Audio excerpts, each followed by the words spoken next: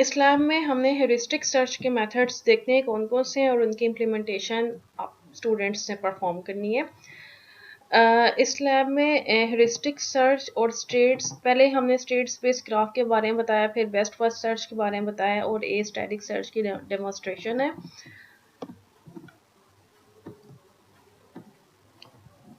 इससे पहले हमने अनइनफॉर्म सर्च की स्ट्रेटजीज पढ़ी थी। They were DFS, BFS, uniform cost search, iterative deepening search and so on. ठीक है। इसमें अनइनफॉर्म सर्च और इनफॉर्म सर्च दोनों में एक डिफरेंस है। इनफॉर्म सर्च में हमें गोल नोड के हवाले से कोई पर्टिकुलर इंफॉर्मेशन गिवन होती है और उस इंफॉर्मेशन को हम ह्यूरिस्टिक्स कहते हैं। ठीक है, यहाँ पर मेंशन है ह्यूरिस्टिक्स, और उन ह्यूरिस्टिक्स को यूज़ करते हुए हम सर्चिंग परफॉर्म करेंगे। और ह्यूरिस्टिक्स को यूज़ करते हुए सर्चिंग की दो मेजर टेक्निक्स हैं, एक है बेस्ट फर्स्ट सर्च और एक है ए स्टैटिक सर्च। इस लैब में उसका डेमो गिवन है और इम्प्लीमेंटेशन स्टूडेंट्स ने खुद परफॉर्म करनी है। जो ह्यूरिस्टिक्स होती हैं वो एक ऐसी वैल्यूज़ होती हैं, उसकी बेसिस पे हम सर्चिंग करते हैं और उस बेसिस पे हम इवेलुएट करते हैं कि either we are near to the goal और अवे फ्रॉम द गोल। ठीक है, अब एक डायग्राम बनी हुई है, इसको आप देख सकते हैं। इस डायग्राम में इन्होंने क्या किया, सर्च एल्गोरिदम्स को दो पार्ट्स में कैटेगराइज किया है। एक इनफॉर्म सर्च है, एक अनइनफॉर्म सर्च है। हमने अनइनफॉर्म सर्च इम्प्लीमेंट कर लिया है। इस लैब में हमने इनफॉर्म सर्च करनी है। अनइनफॉर्म सर्च को पहले देखते हैं। इसमें क्या था, नो ह्यूरिस्टिक, कोई भी ह्यूरिस्टिक वैल्यूज नहीं थी, कोई भी इंफॉर्मेशन नहीं थी रिगार्डिंग गोल, किसी किस्म की कोई इंफॉर्मेशन नहीं थी। इसकी टाइप्स कौन कौन सी थी, depth first search, breadth first search और यूनिफॉर्म कॉस्ट सर्च, ये इसकी मेजर टाइप्स थी। ठीक है, और जो डेप्थ फर्स्ट सर्च थी वो स्टैक के थ्रू इम्प्लीमेंट होती है और लीफो डाटा स्ट्रक्चर है, last in first out. Breadth first search जो है वो क्यू के थ्रू इम्प्लीमेंट होती है और इसका जो क्यू का मोड होता है वो फर्स्ट इन फर्स्ट आउट है। और यूनिफॉर्म कॉस्ट सर्च का को हम इम्प्लीमेंट करते हैं बाय यूजिंग प्रायोरिटी क्यू, क्योंकि उसने मेंटेन करनी होती है नोड्स की कॉस्ट को और प्रायोरिटी वाइज उसने पॉप करना होता है। फिर डेप्थ फर्स्ट सर्च की आगे फर्दर कैटेगराइजेशन है डेप्थ लिमिट सर्च, और डेप्थ लिमिट सर्च पे हम एक लिमिट स्पेसिफाई कर देते हैं कि इस लिमिट तक आपने डीएफएस अप्लाई करना है। एक डेप्थ स्पेसिफाई कर देते हैं कि हमने इस डेप्थ तक अप्लाई करना है डीएफएस। सो ये डीएफएस का ही एक और वेरिएंट है। ठीक है, फिर इसी को हमने इम्पोज फिक्स्ड डेप्थ लिमिट, हमने एक फिक्स्ड डेप्थ लिमिट इम्पोज कर दी और सिर्फ उस लिमिट तक ही डीएफएस अप्लाई करना है। लेकिन इसमें भी काफ़ी इश्यूज थे। वो इश्यूज ये थे कि हमारे पास अगर उस डेप्थ लिमिट के बाद गोल नोड लाई करता होगा तो आप जो है वो गोल नोड को किस तरह से फाइंड करेंगे, तो वो इनफाइनाइटली मूव करता जाएगा या गोल नोड नहीं मिलेगा तो फेलियर आपको रिटर्न करेगा। तो इस चीज़ को ओवरकम करने के लिए हमने आइटरेटिव डीपनिंग डीएफएस अप्लाई किया, वो भी डीएफएस का ही एक वर्जन है। उसमें क्या करते हैं, हम iteratively one by one depth limit को इंक्रीज करते हैं। पहले हम 1 डेप्थ पे सर्च करते हैं गोल नोड, फिर 2 डेप्थ पे, फिर 3 पे एंड सो ऑन। ठीक है, इसका ये तो थे अनइनफॉर्म सर्च की टाइप्स के रिवीजन। ठीक है, यूनिफॉर्म कॉस्ट सर्च थी, इसमें हम कॉस्ट एसोसिएट होती है, हर एक नोड से दूसरे नोड पर जाने की कॉस्ट है, जिसकी कॉस्ट कम होगी उसकी प्रायोरिटी ज़्यादा होगी और हम उस नोड की तरफ ट्रैवर्स कर जाएंगे। इसके बाद इस लैब में हमने इनफॉर्म सर्च के बारे में देखना है। इनफॉर्म सर्च में ह्यूरिस्टिक्स होती हैं। ह्यूरिस्टिक्स को डिफाइन करने के लिए हम यूजुअली एच ऑफ एन की नोटेशन यूज़ करते हैं। ह्यूरिस्टिक फंक्शन है ये। ये ह्यूरिस्टिक फंक्शन या ह्यूरिस्टिक वैल्यूज़, ये न्यूमेरिक वैल्यूज़ होती हैं usually, real number 1 2 3 and so on. तो ह्यूरिस्टिक वैल्यू हमें बताती हैं कि either we are towards goal और we are away from the goal. ठीक है, अगर ह्यूरिस्टिक वैल्यू किसी नोड की कम होगी इसका मतलब ये कि वो नोड के करीब है, और अगर किसी नोड की ह्यूरिस्टिक वैल्यू ज़्यादा है तो इसका मतलब ये कि वो नोड जो है गोल नोड से ज़्यादा डिस्टेंस पर है। तो हमें एक इंफॉर्मेशन गिवन है ह्यूरिस्टिक, और उस ह्यूरिस्टिक वैल्यू से हम आइडेंटिफाई करते हैं कि either we are near to the goal और away from the goal. So a sort of information is available और उस इंफॉर्मेशन को हमने यूज़ करना है और इम्प्लीमेंट करना है। तो इसके जो इन्फॉर्म सर्च की फर्दर टाइप्स हैं, वो है बेस्ट फर्स्ट सर्च, और बेस्ट फर्स्ट सर्च का एक और वर्जन है सम बेटर वर्जन जिसको हम ए स्टैटिक सर्च कहते हैं, ठीक है। तो हमने इस लैब में बेस्ट फर्स्ट सर्च और ए स्टैटिक सर्च को इम्प्लीमेंट करना है। रिमेनिंग इसकी टाइप्स आप देख सकते हैं, हिल क्लाइंबिंग है वो आपके नेक्स्ट वीक में आएगी, जनरेट एंड टेस्ट है, प्रॉब्लम रिडक्शन है, कंस्ट्रेंट्स, इसमें कंस्ट्रेंट सेटिस्फेक्शन प्रॉब्लम है, और मींस एंड एनालिसिस है, और ए जीरो स्टैटिक सर्च है, ठीक है। तो हमने इस लैब में बेस्ट फर्स्ट सर्च और ए स्टैटिक सर्च के बारे में देखना है। ग्रेडी सर्च एल्गोरिदम, इसको हम ग्रेडी सर्च एल्गोरिदम भी कहते हैं, या हम बेस्ट फर्स्ट सर्च भी कहते हैं। ग्रेडी बेस्ट फर्स्ट सर्च, इसको आप ग्रेडी सर्च एल्गोरिदम भी कह सकते हैं, आप इसको बेस्ट फर्स्ट सर्च भी कह सकते हैं। ये एक इनकम्प्लीट एल्गोरिदम है क्योंकि इसके अंदर इनफाइनाइट स्टेट या साइकिल्स क्रिएट होती हैं, दे वर इनकम्प्लीट। और अगर हमारे पास कोई ऐसा चेक हो कि वो रिपीटेड स्टेट्स को एलिमिनेट करता जाए, तो आप इसको कहेंगे the search is complete, otherwise it's incomplete, क्योंकि ये रिपीटेड स्टेट्स का इसके अंदर इशू आता है। Algorithm is not optimal, optimal इसलिए नहीं है क्योंकि ये लो कॉस्ट सोल्यूशन जो है वो आपको प्रोवाइड नहीं करता, डिटरमाइन नहीं करता ये लो कॉस्ट सोल्यूशन। ये आपको एक बेटर सोल्यूशन प्रोवाइड करता है, but that is not suppose to be low cost solution, इसलिए हम इसको ऑप्टिमल नहीं कहेंगे। और एल्गोरिदम जो है ये सारा का सारा हेरिस्टिक वैल्यू पर बेस करता है, तो अगर आपकी हेरिस्टिक वैल्यू जो है वो एक्चुअल कॉस्ट के इक्वल ना हो तो समटाइम आप ऑप्टिमल पाथ अचीव नहीं करते। और इसकी प्रॉपर्टीज बताई हुई हैं कि इसकी टाइम और स्पेस कॉम्प्लेक्सिटी ओ बी की पावर m है, b इसका ब्रांचिंग फैक्टर है, m maximum depth of your tree और graph, b is the average branching factor and m is the maximum depth of the tree. Heuristic value की basis पे हम determine करते हैं कि इधर हम गोल के करीब हैं या गोल के से दूर है। एग्जांपल इसके यहाँ पर डिटरमाइन किए, यहाँ पर एक स्टार्ट नोड है और एक गोल नोड है। यहाँ पर ये चीज आपने देखनी है, गोल नोड की ह्यूरिस्टिक वैल्यू 0 होती है।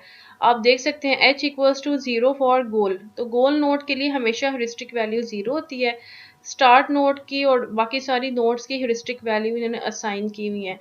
अब 10 है, 20 है, 7 है, 20, 12, 5 एंड 8। तो ये ह्यूरिस्टिक वैल्यू है, वो बताती हैं कि either we are towards near to the goal और we are away from the goal.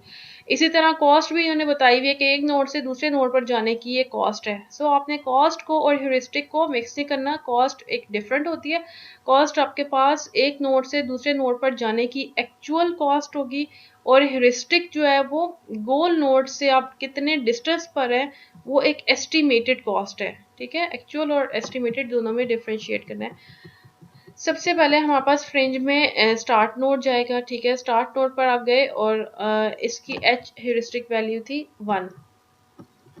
Visit आपने इसको कर लिया तो इसलिए इसका कलर यहाँ पर चेंज हो गया। Visit the start node and add its neighbour to the fringe.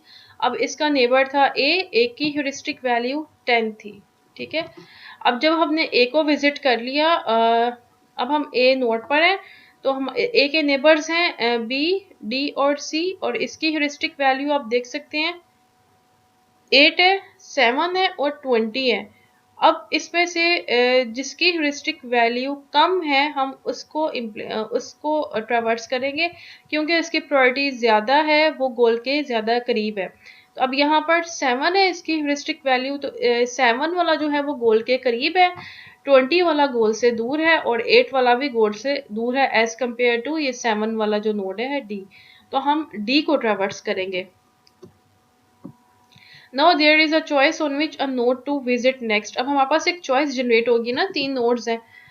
Because we are using a greedy best first search, the node with lowest heuristic is used. तो lowest heuristic आप देख सकते हैं, ये D वाला जो node है इसकी 7 वैल्यू है, हम इसको यूज करेंगे। If this solution was implemented, अगर हम इसको इम्प्लीमेंट करेंगे तो प्रायोरिटी क्यू को हम यूज करेंगे, वो प्रायोरिटीज को मेंटेन करेगी in the form of heuristic value. तो अब नोड डी है, इसकी ह्यूरिस्टिक वैल्यू सबसे कम है, तो हम इसको ऐड करेंगे फ्रिंज में।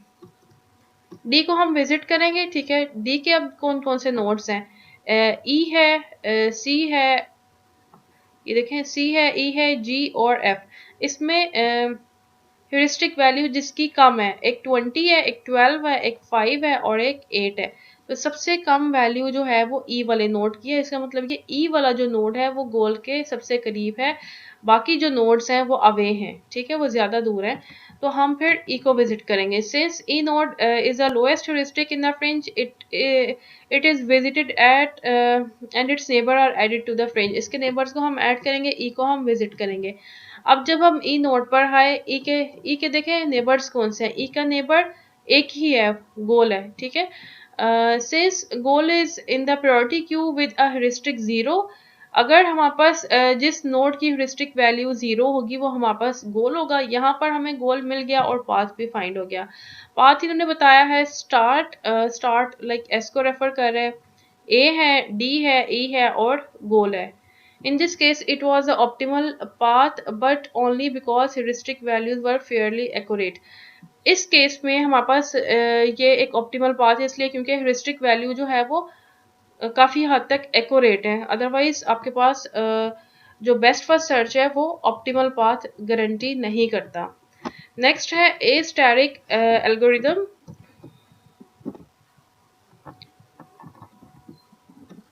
इसमें ए स्टैटिक में बताया हुआ है कि ए स्टैटिक ने भी लीस्ट कॉस्ट पाथ फाइंड करना है इनिशियल नोड से गोल नोड तक, लेकिन ये आपको ऑप्टिमल पाथ रिटर्न करेगा। लीस्ट कॉस्ट पाथ का मतलब ये है कि ऑप्टिमल पाथ। जो बेस्ट फर्स्ट सर्च था उसने आपको ऑप्टिमल पाथ रिटर्न नहीं करता, ना ही वो गारंटी करता है। सम टाइम आप फाइंड कर लेते हैं, लेकिन मोस्ट ऑफ द टाइम वो आपको गारंटी नहीं करता कि आप ऑप्टिमल पाथ फाइंड करें, लाइक लीस्ट कॉस्ट वाला पाथ फाइंड करें। इस चीज को ओवरकम करने के लिए हमारे पास ए स्टैटिक का एल्गोरिथम था। ए स्टैटिक एल्गोरिथम कहता है कि हम लीस्ट कॉस्ट वाला पाथ फाइंड करते हैं from initial node to the goal node.